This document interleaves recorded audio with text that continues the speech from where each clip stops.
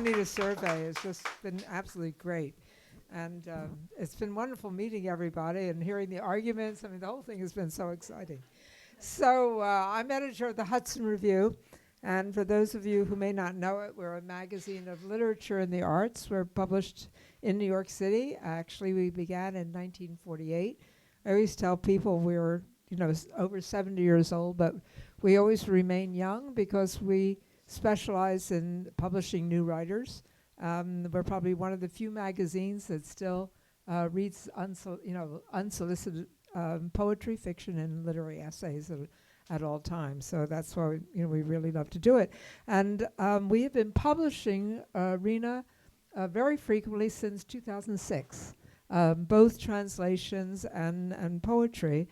And we've always very simply admired her breadth of vision. I mean, she just incorporates everything. And every time we publish something, we're just very moved by it. And it's not only been, a really sort of marvelous working relationship, but we've developed a very deep personal relationship as well. So it's been a joy all these years. We love the fact that her youth in the Dominican Republic is always there. And though now that she lives in New England is just emerges in all of her poetry. So it's just an extraordinary, if you really think about it, it's an extraordinary combination that she's able to tie everything together at all times. And really through her, she's just really enriched the literary life of this country by interpreting the best poetry of both worlds. We're talking about translation, and that's very, that's really sort of an academic thing to talk about. But if you think about it, there are all these poets we would not know without Rhina. So that's what we really salute her for that. What I always admire when we accept her poems is what I call her turn of phrase, and I always like, especially at this time of year, to quote one of my favorite lines from one of her poems. It's a poem about nature called Enigma, and here's how it goes. And when the leaves come down, they come down all together in one heap, unmindful of what company they keep. Lots to think about there, lots to think about. So while everyone earlier has gone more deeply in her poetry and her translations, what I want to do is to talk about her participation in the Hudson Review's 20-year running program called Writers in the Schools, which has enriched now the lives of thousands of children in New York high schools all over the city. Essentially, this is a sort of brochure that we put together every year, and this is for the year 2017 and 18. Essentially, the way it's a very simple program, takes a lot of organization, but it's very simple in the sense that we are working with AP English classes in sort of underserved areas of the school of the city, and we work with the teachers who select something from the Hudson Review that the students read and study in class. And then we bring in the writer. I mean, these students have never met a real writer before. And they have the chance to hear the writer read and then discuss. We like the students all to have at least 2 questions, so they learn how to do sort of public speaking, and obviously not questions that require yes or no. So this gives you a little bit of a summary of what we do. You recognize our writer up here in the corner getting a hug of appreciation. Twice a year, we take students to the opera, to the Met rehearsals.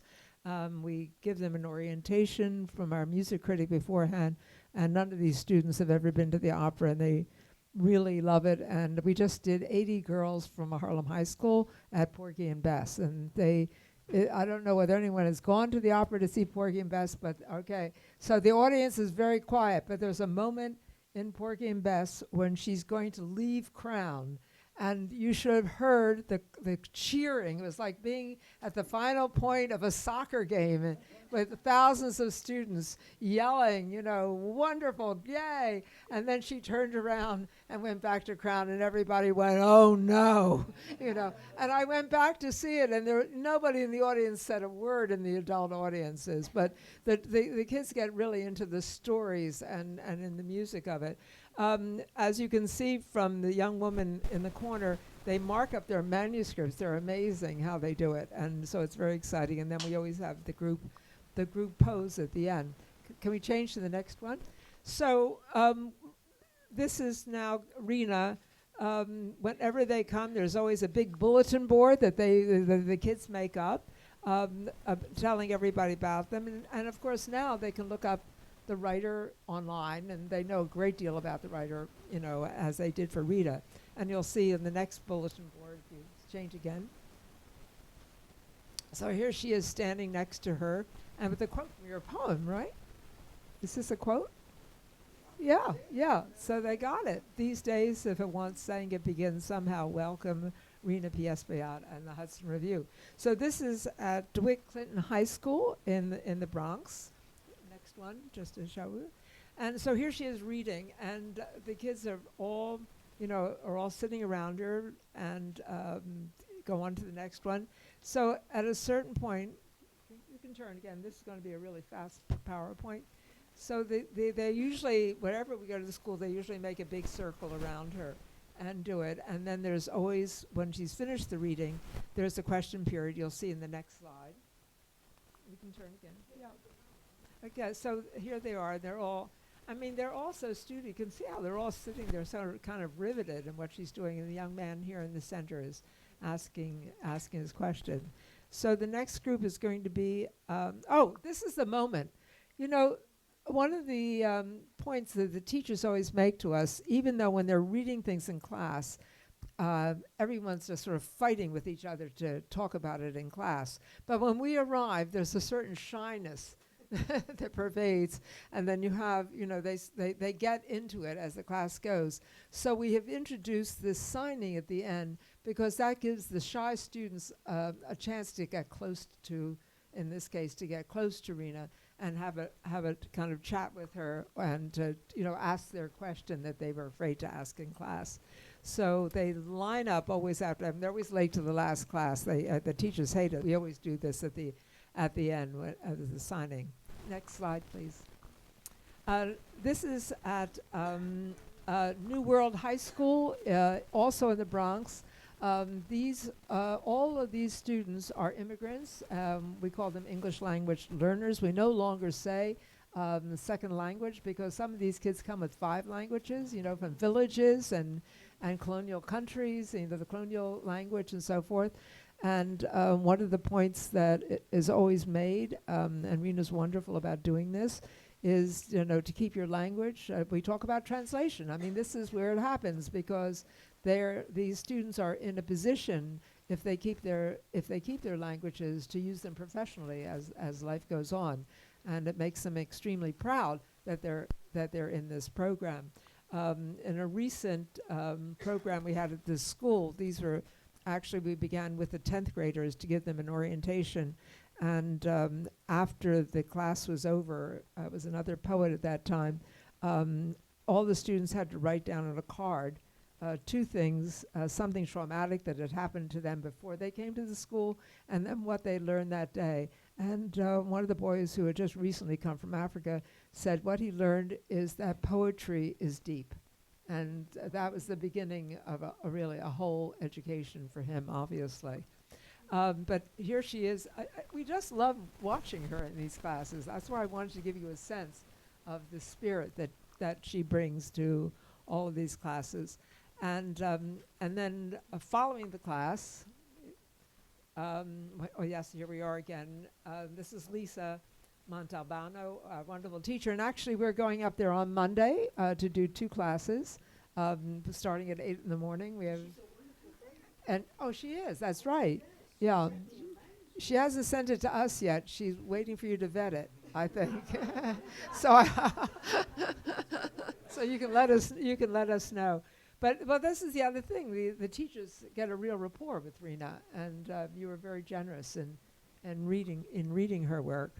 So when the class is over, and here's Lisa again, always kind of talking with the students too about what they're learning from it at the very moment that we're doing it. And then it's always the group picture. Everybody likes to, to come around and all be together with Lisa, the teacher there, and everybody. And as you saw in the very beginning, there she is. Thank you, Rhina, in that way. So it's just been wonderful, and she's been really the star of our program, frankly. But I want to read to you the poem that is most popular in all the classes.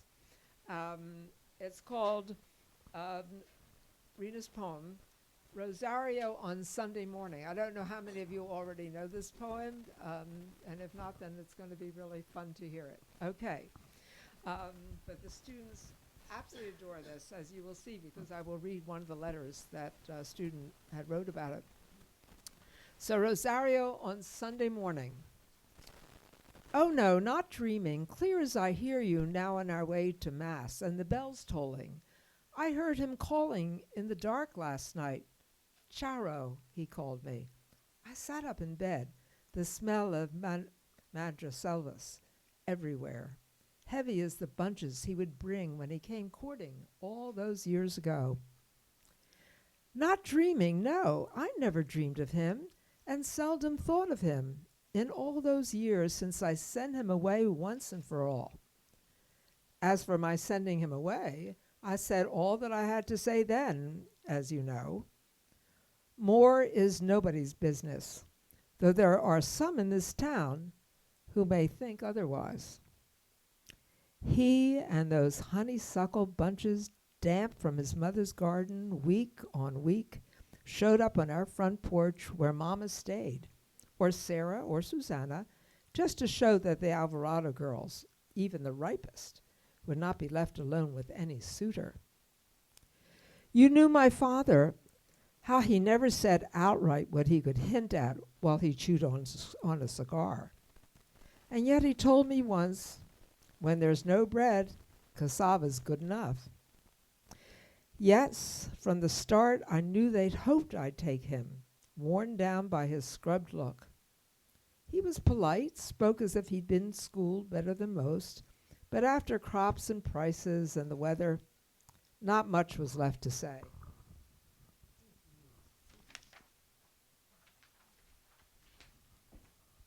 And in her way, his mother courted me with Miles. What is it? No. Okay. She's great. And in her way, his mother courted me with smiles and small talk, urged me to recompense a good man's love. Amor cum amor se paga, people say. But love you take unwanted is no gift. And if it were, why would one need to pay? That's all of it, whatever some may think. No quarrel, no advances to rebuff, no secrets or to uncover, his or mine. I simply said one day it was no use his waiting for what wouldn't fall, when fresher fruit was out there for the picking at harvest dances and even private pews. Before the rains, he left, and here I stayed. Odd how things happen. Married after all, reared my 2 daughters and one bastard son my late husband brought home, and then another. Taught the town's children over 40 years with few regrets. Fewer, I'd say, than most, and with less to do penance for than many who will kneel at the rail this morning for the host. He could have stayed, but no, he was the one who left. My porch, the town, his mother's house, the farm, the island, all. If I believed in country superstitions, but I don't, I'd say he left the world itself last night. Why did he come, unhindered by the lock, in darkness, uninvited, and then call me, Charo? by the one name nobody calls me. Why did he say it with a voice that rose out of a well of sorrow? I would like to start this wonderful reading just saying that the Lord put in my way Rhina Mai. Some of them call my Rhina, and I call her Rhina Mai. Back on 20 plus years, 23, 26 years, right after I moved to New England, after living here for 11 years in the lovely city of New York. Then I had the fortune to meet Rhina Mai at the Lawrence Public School during a poetry reading. And I remember just arriving from Spain where I was taking some classes, and I handled very timidly De las Parras, one of my poems book. And what a surprise that about 4 days later, I received a letter from Rhina Mai, and with a copy of her book, and they say, Alma, Rhina wrote me, I can't believe it. Since then, she's been the mentor, and she's a wonderful mentor for all of us. Eventually, she got in love with some of my writing, and she sent me an email, an extensive email with about 20 plus poems that she translated. And then at Newbury Poetry Association, she invited me for La Tarde de Café. The coffee afternoon. The coffee afternoon at Newbury Port. And then I was there with my Inglés de Muelle. De batey. And since then, we have worked together through Tertulia Pedro Mir in different school settings, middle school, elementary school, college, etc. And here we are. Thank you for the opportunity you gave me at the Poet Review, Hudson Review Poetry Program through school. It was a wonderful experience. And here we go. I would like to read La ilusión de la memoria, que es it is a poem that we have the honor to have David left for America, and a sculpture by Alfred. And yes, It's one of my husband's works. yeah. And here we go. El exiliado no es solo un hombre, es el hombre que se fue y el hombre que llegó.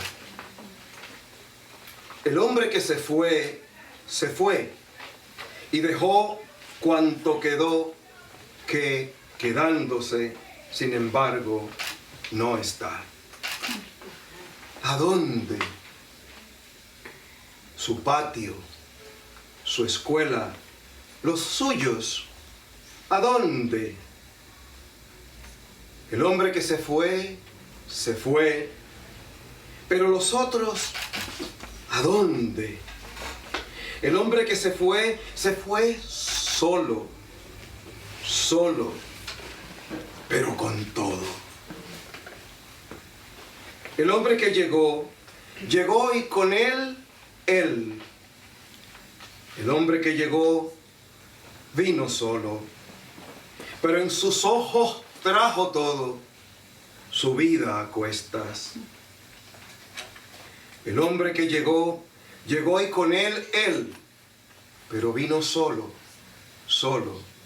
solamente él.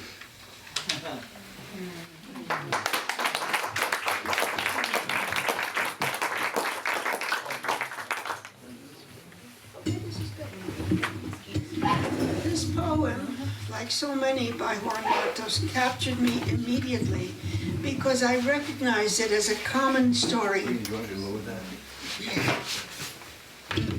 See, that's why I hang out with these guys. They know how to do everything. Okay.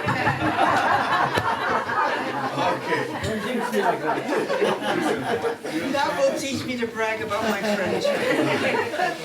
This poem caught me completely because it encapsulates the experience of so many. My father, to begin with, who was a political exile, and who left behind when he found himself exiled and unable to go back to his native country, which he adored, which contained all of his family, including his mother, whom he never saw again.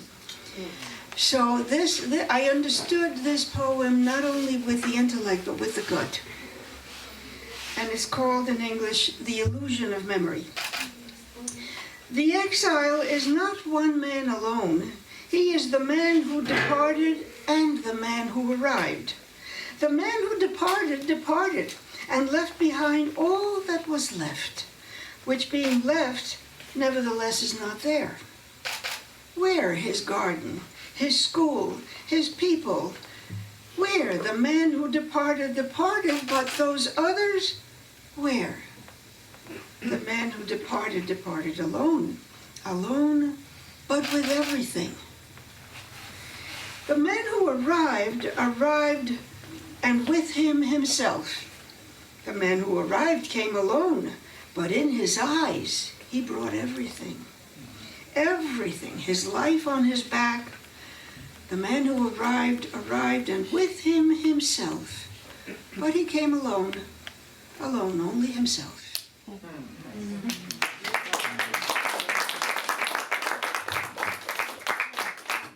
Thank you. While we were listening about the wonderful skills and the magic and the genius of Rhina Espaillat, my Rhina, I remember that when I received that email with those poems translated, I went and I saw some of my sonnets and my love poems translated with rima. And they say, oh my Lord, ¿cómo ella hace eso? So, She cheats. voy a leer Era la noche, imagen de la noche. That, thank you again, Paula. It was included in Poets, Translate Poet. And here we are on page 17. Okay. Era la noche, imagen de la noche. Tiene un epígrafe de Pablo Neruda que dice: nosotros, los de entonces, ya no somos los mismos. Era la noche, imagen de la noche, y tú, la imagen de la misma mujer que en noches yo soñara. Solo que no era yo el que esa noche era, ni era tampoco aquel que tú quisieras. Como leve collar hecho de palabras, rodé yo de tu altar hacia la nada, como papel versado que no llena el vacío de tus pechos, tus esperas. En ese ser sin ser, ola sin playa, desvivo atormentando tus entrañas, como muerte que muerde, mas no acaba de deshacer las horas absurdas de la nada. Era la noche, imagen de la noche, y yo el anti-yo de mi condena, condenado al naufragio y a la pena de ser solo soledades en tus noches. Era la vida, imagen de la vida, y yo intento del intento no fraguado, dardo doliente, hondura de la herida que no cierra jamás pese al silencio.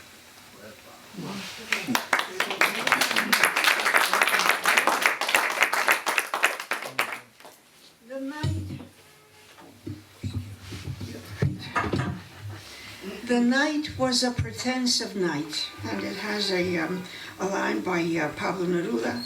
We, those we were, are no longer the same. The night was a pretense of night, and you the simulacrum of the woman I dreamed nightly. But I was not the man I had been that night, nor the one you wished for. Like a slender necklace reduced to words, I slipped from your altar toward oblivion, like paper scribbled with poems that could not fill the void in your breast or crown your waiting. In this being without being, surf without sand, I live without living, tormenting your heart like death that gnaws but will not finally sever the absurd and empty hours. The night was a pretense of night, and I, the not I, sent to punish you and sentenced to the shipwreck and the pain of being no more than the solitude of your nights. Life was a pretense of life, and I the attempt unmade, the unforged agonizing arrowhead, deep wound, forever unhealed, despite its silence.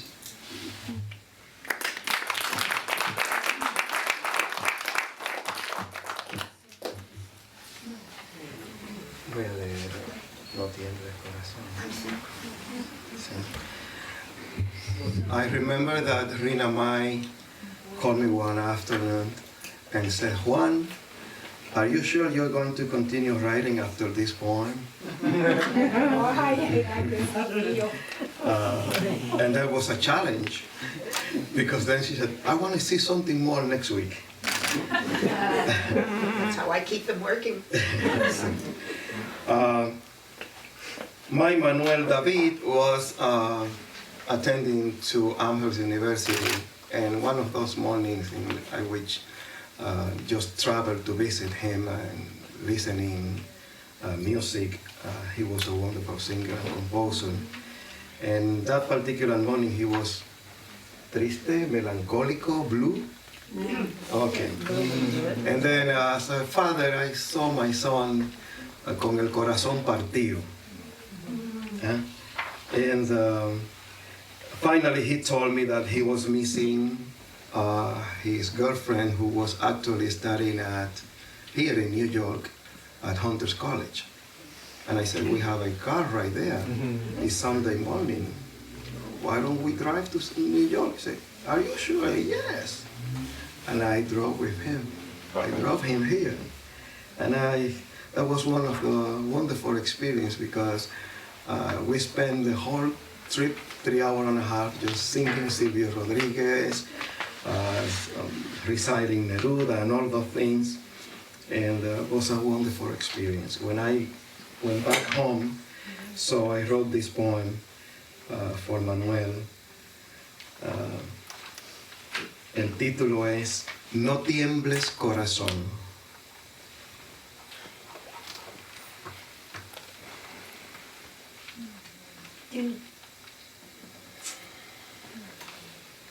Va por ti, Manny.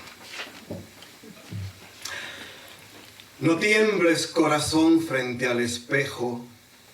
Deja el miedo mortal que te consume. No reniegues del amor. Lucha parejo, dolor es el sendero de aquel que de sí huye. La honda angustia que por piel llevas te viste de temor, te ciega en pleno, mas es tanta la sed de darte por entero que a tu mismo sentir le niegas. Ay, triste corazón, tan temeroso, que del martirio pendes sin reposo, mas niegas el amor que se avecina a la tenue pared de tu alma herida. No niegues, corazón, vida a la vida, del delirio a la sombra, anda tu pecho, sostente en la batalla y vete al lecho, al margen de la pena y de la herida. Al alba de las albas has de hacerte, con un sol de coraje en pecho abierto, que el mismo temor a ti ha de temerte. Sé firme, sé timón en mar abierto, que aquella oscuridad, dolor sentido, sucumba para siempre en el olvido. I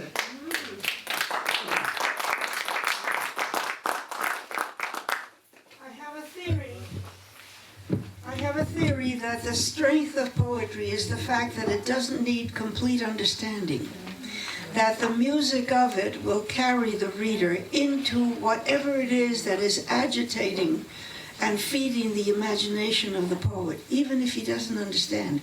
Because you hear a voice like this, and you know what's going on, but even if you don't know what's going on. And I think it's one of the magical things about music, like my friends, the musicians here, and about poetry when it's done right. Heart, do not tremble for my son and daughter before Cupid's arrow. Heart, do not tremble as you stand before the mirror. Cast the mortal fear aside that plagues you. Cling to love, even the score. Pain awaits him who from himself would hide. The profound anguish that you wear like skin clothes you in fear and makes you wholly blind.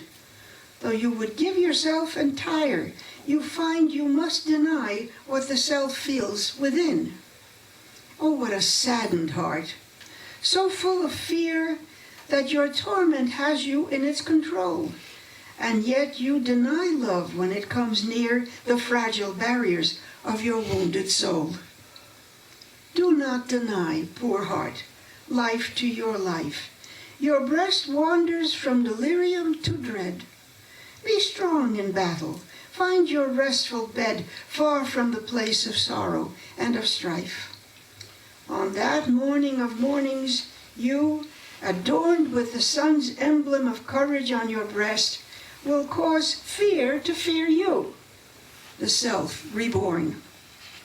Be resolute, the helmsman, self-possessed on waters so secure that you will scorn forgotten darkness, sorrow laid to rest.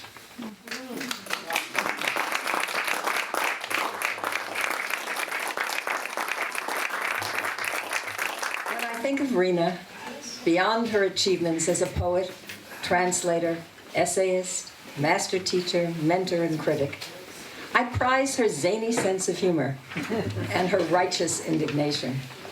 Here are some favorite examples from my email collection. Uh-oh. When I was planning my trip to read for the powwows, I suggested that my husband and I stay at a hotel so that she wouldn't have the trouble of house guests. Of course, she wouldn't hear of it, nor did she like my suggestion of eating out. And as for eating out, she said, the problem with that is that you have to keep your shoes on and eat with your knife and fork, as if you didn't have perfectly good fingers. And you have to keep your voice down. Here is her advice about using in a book poems that had appeared on several online sites. It's only magazines that want virgin poems. I have some in my books that have appeared in so many places previously that they're absolutely poems of easy virtue. Do you remember? And here is her fury toward a feminist director who revised a line from King Lear to fit her agenda. My husband and I saw the performance at the Globe in London, and I was outraged. The truncated line left out the last two words in Lear's lines about the dead Cordelia. Her voice was ever soft, gentle and low, an excellent thing in woman. And she left out in woman. Oh. I was most upset at the mutilation of the pentameter line. But Rhina, the translator, railed against the toying with language for political purposes. Oh no, don't tell me the British have come down with the damned moral purification virus. I'm gnashing my teeth, and good thing I wasn't there, as I would have embarrassed you thoroughly by getting myself escorted out by the constable. Rhina's are the only emails I save in perpetuity. The blurbs Rhina writes for many fortunate recipients are insightful and eloquent. The one that she wrote for my last book so charmed my publisher that she turned it into an introduction. Rhina's critical suggestions are invaluable and often innovative. Here are two of my poems enriched by Rhina's suggestions. This isn't in my text, so I apologize to the translators, just this one section. The first poem is not a Me Too poem. It's about a problem I have loving the work of famous artists who are also hateful people. In this case, Dickens, Wagner, and Caravaggio. And it's called Loving the Work of Hateful Men. I won't renounce the gold of Dickens' Bleak House, the heat of Die Valkyrie's spring song blaze, the decadence of Caravaggio's Bacchus, his dirty fingernails and wanton gaze. But what about the heart and hands that shaped the words, the song, the pigment into life? Are they exempt from rules of decency? Allowed to foment hate, abuse a wife? How can we part the artist from his craft? Admire the oleander bloom, but shun the poisonous leaves? At what cost compromise? A deft maneuver, but it can be done. If I convince myself that notes display no malice, that prose or paintings can be built to elevate above a flawed foundation, perhaps I can embrace them free of guilt. When I first sent that poem to Rhina, it was a rant. And she wrote back and said, "My sensitive friend, I see your problem, now put it into poetry." And the quatrains helped. In this poem, called Tour Guide's Lament, Rhina and I discussed whether or not a true spondee can exist. My husband, the phonetician, says that it cannot, but I used it anyway, in the penultimate line. It's called Tour Guide's Lament. It's a villanelle. And it's set in Florence, Italy in 2015. And this is the tour guide speaking. I lead my flock, who ceaselessly complain about the coffee, crowds, the bus, the heat. With haloed smile, I comfort and explain that pasta is al dente here, domain of Chianti, white bean soup, and wine-braised meat. I school my flock, whose taste is so mundane. Raising my crook, red banner on a cane, I point out Brunelleschi's dome. They tweet. With hollow smile, I linger to explain the scaffold-free support built to maintain that massive weight. They only want to eat. I tolerate my flock, their sour refrain that Tuscan bread is tasteless, that the rain is forming channels on the cobbled street. With frozen smile, I struggle to explain that since the ancient tax, bakers abstain from salt, and that the dewy air is sweet. I loathe my flock. They trigger a migraine. With twisted smile, I lecture through the pain.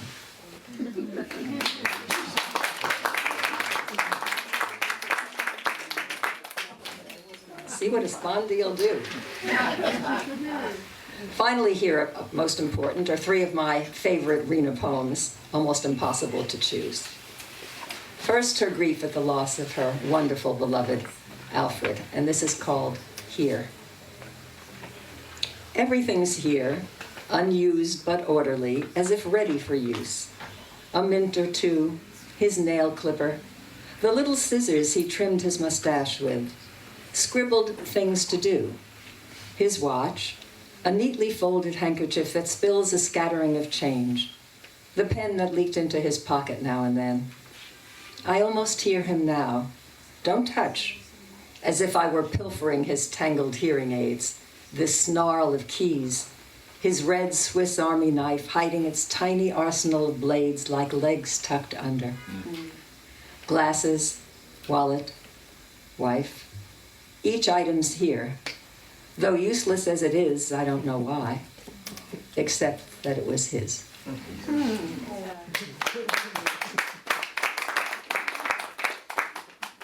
Next, the impulsive side of my meticulous friend. It's called red shoes. I bought red shoes the other day. They were on sale, which can't excuse purchasing something so outre. I bought red shoes, knowing they're likely to confuse people who've known me day to day for the strict ways and quiet views of those who seldom go astray or turn up in the precinct news. But then again, who knows? I may. I bought red shoes.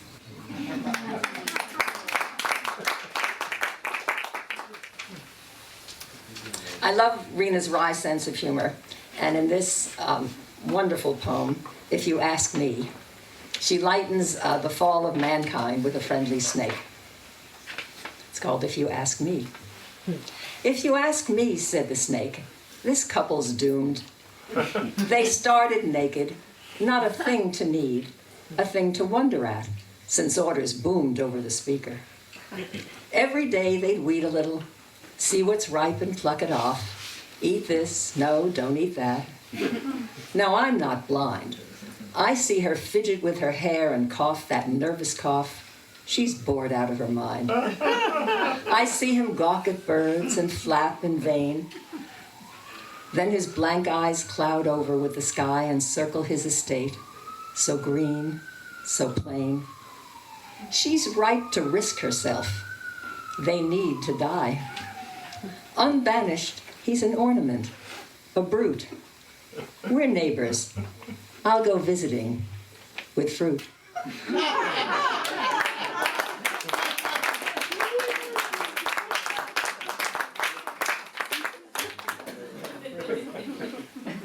Wonderful. How lucky we are to have this charming, gifted woman among us. The luckiest are those who live in Newburyport or nearby. Then there are those of us who read her books, talk to her on the phone, see her at special New York events like this one, and of course chuckle at her chatty, informative, often hilarious email. Thank you. I'm so grateful to be here at Word Up. I want to thank Daniela, Veronica, and the entire team for inviting me and for keeping this space. Even though I don't get to come to New York as often as I would, it just gives me a lot of comfort to know this space is here for all of us. So thank you for putting together this wonderful event and for inviting me. When Daniela asked me to read today, I thought, piece of cake. Yeah. Then I was faced with choosing some poems from Rhina's work, and oh man, I agonized. Rhina's work has accompanied me, and I say me, not just my professional life as a scholar and a literary critic, but me, the human being. It has accompanied me through so many journeys and movements and crossroads and translations of life and feelings and experiences and teachings, more than I can enumerate. The concept of accompaniment, of acompañamiento, that comes from grassroots movements in various places in Latin America and the Caribbean, refers to political and social processes of sticking together, of following the people as they solve their problems. But also it actually comes from the concept of acompañar, or quite literally being present, as the other goes about their day. It is not an instruction manual, nor is it a dictatorial hierarchical type of investment. It is simply a being there. So you don't feel alone in whatever it is that you're doing. So I am grateful for Rhina's poems as my accompaniment through life. We tend to say thank you and prayers to family, to friends, for being there for us when we most need them. And I don't think I ever got into a chance to say thank you to Rhina's poems for accompanying me through life's wonderful, terrible wing world. And so today I want to do that. I want to thank you, Rhina, for the gift of your poetry, to my humanity and for the beauty that it is your poems. I will read some excerpts from 3 poems from Stillness, which is one of the collections that I carry with me around ever since I met Rhina at Dartmouth back in 2007 when I was a graduate student fellow. Remember now? There, and my dear friend Casey Montaz and I brought you to read to my students and to speak to my students in the Latina literature class. And you signed my book, and well, this was a very important and formative moment, both in my professional and personal life, and I'm very grateful to have had the chance to share it, even if briefly, with you right now. So, these are not my 3 favorite poems because I refuse to pick 3. These are just 3 that I return to when I'm in need of accompaniment. The first one, Vandalism. Somebody has stitched 2 small black buttons between my thinning lashes, knotted up at the corners into untidy gathers. Somebody has spilled colorless splotches onto the roots of my hair, turned the ends of my mouth down to quote and unquote my chin. Somebody has carved annual rings around my neck, forged time's signature on my flesh to make it seem as if I were growing old. I have read this poem to my mother many times, improvising at times my own translations. I would tell her it was written for her. My mom, who never read poetry, but who is poetry, would nod after I said, "Alguien ha tallado anillos alrededor de mi cuello, firmando el tiempo para hacer creer que estamos envejeciendo." And she would nod and she would say, "Eso es así." Eso es así. El cuerpo cambia, pero el corazón sigue igualito. Digo, si uno tiene suerte. Los anillos, she would say, are decoration, a beautiful reminder of the life commitment on your body.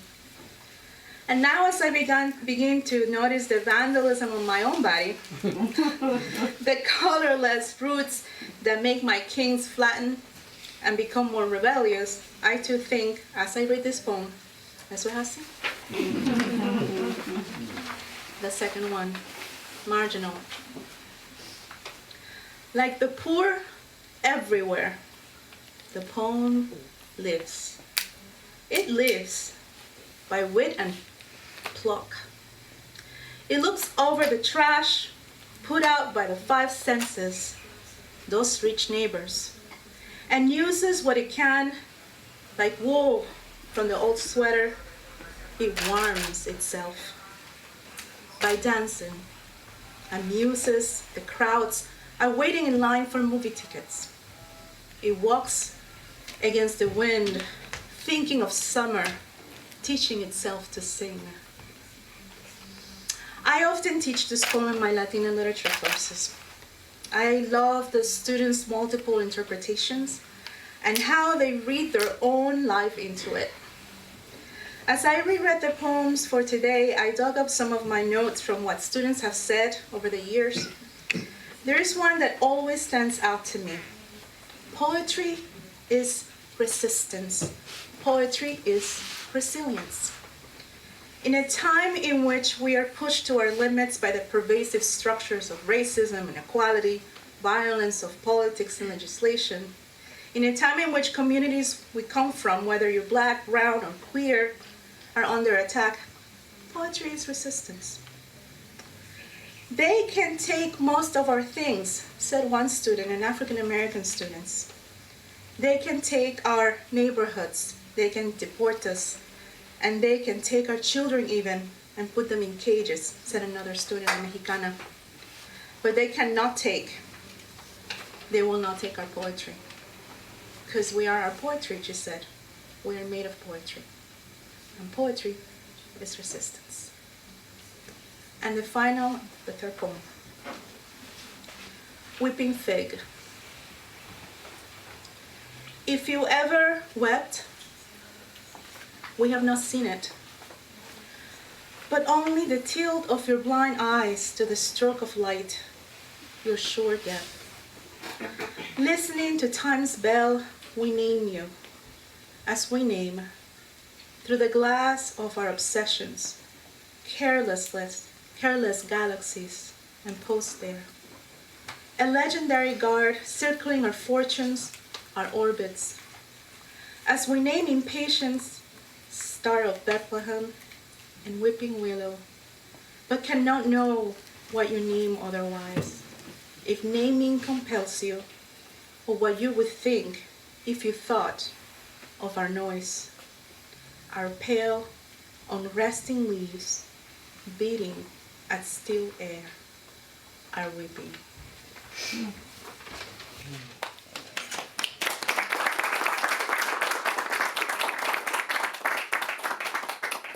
There is a sense of community or communal or communion that circles this poem for me through both the pronouns and the intimacy of the act of weeping. We cry alone, but we weep in company. We weep because we've lost someone or something. We weep because tears are not enough to represent our sorrow. Weeping engages multiple senses. It creates both sonic and visual expressions. The tears don't just flow quietly, but they pour from deeper, beyond the eyes. Weeping is visceral. It comes from our heart and our bellies, and we weep. It's never about one thing only. It is an act of communal crying within ourselves. We weep because the band-aid that we place over our pain has broken, and all the pain of now, the pain of before, even the pain of our ancestors comes out. So you see, weeping, even if you lock yourself in a room to hide it, does not happen alone, because we always weep with our own togetherness, with the sorrows of past and present. We liberate them, we conjure them, and we let them free. Or rather, we force them out of our bodies and free ourselves. So you see, weeping is an act of liberation, of freedom, a communal exercise of the self and of the others that goes beyond the name, beyond the identities, beyond sadness as singular, and beyond time.